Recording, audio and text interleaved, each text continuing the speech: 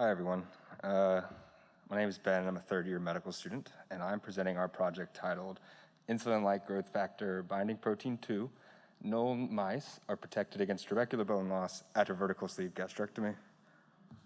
There we go. We have no disclosures. And so bariatric surgery is known to have a deleterious effect on bone, and there are several proposed mechanisms: mechanical unloading or changes in vitamin D, calcium, or PTH. And this matters because there's a well-documented increase in fracture risk in patients after bariatric surgery.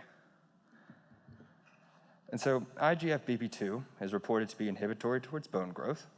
And interestingly, Igfbp2 had the greatest differential compared to baseline at 3 years postoperative following the Roux-en-Y compared to a diabetic weight loss program. And so we question whether this protein plays a role in bone loss after bariatric surgery. And so wild type and null mice underwent either a sham or VSG surgery at 16 weeks. DEXA was used to gather body composition, bone mineral density, and bone mineral composition.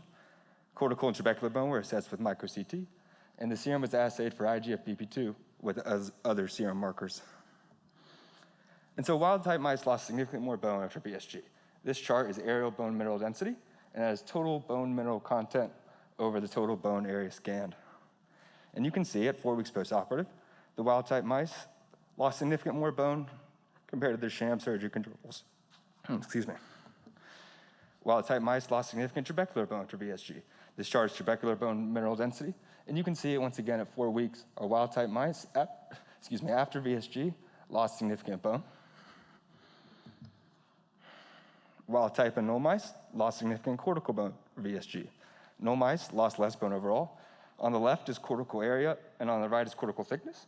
And you can see that all mice lost significant bone after VSG.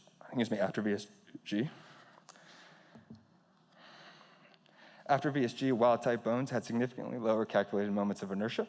On the left is the maximum moment of inertia, and on the right is the minimum moment of inertia. And you can see that the wild-type mice, after VSG, had lower calculated moments of inertia, and this relates to fracture risk. VSG wild-type mice demonstrated a significant increase of Igfbp2 at 2 weeks postoperative, and these levels remained elevated at 4 weeks. And so in conclusion, the VSG induced significant increase in Igfbp2. Igfbp2 null mice were protected from trabecular bone loss and had attenuated cortical bone loss, indicating that Igfbp2 may play a role in trabecular bone loss postoperatively.